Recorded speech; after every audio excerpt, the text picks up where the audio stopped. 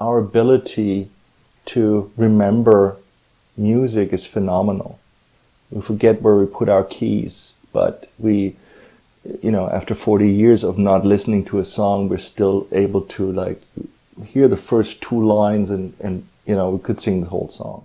Who can say where the road goes, where the day flows, only time.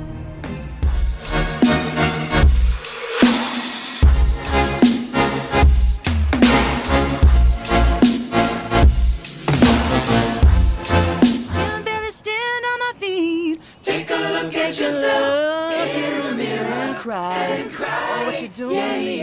Where music is in this process and how it's being treated is just not right.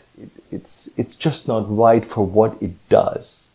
I started in Hollywood as a film and TV composer, and what I learned from their decision-making processes on TV series like Simpsons or Star Trek, or that they look at audio as an asset, as a long-term strategic tool.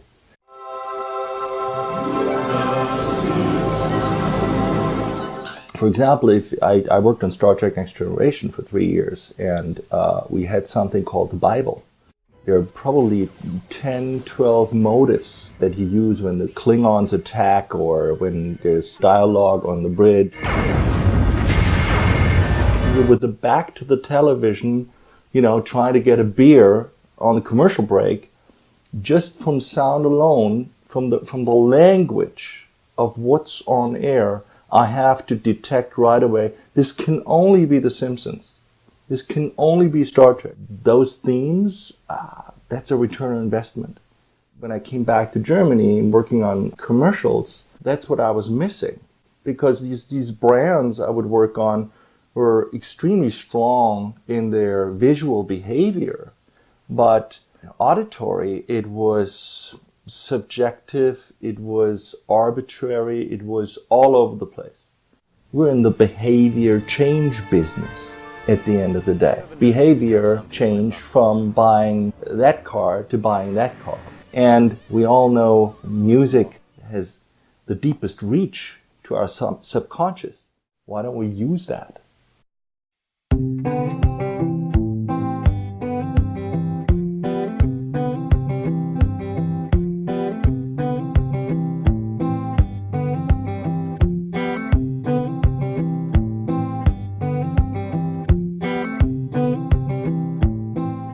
Say who's delivering the message.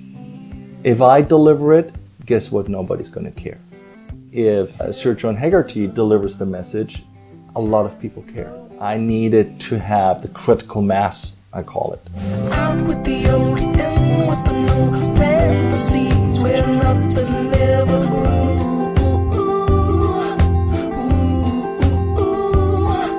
Open up the door, let the sun shine through.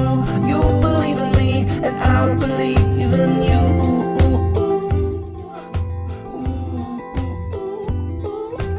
These are very powerful people, and they agree in this book on certain issues.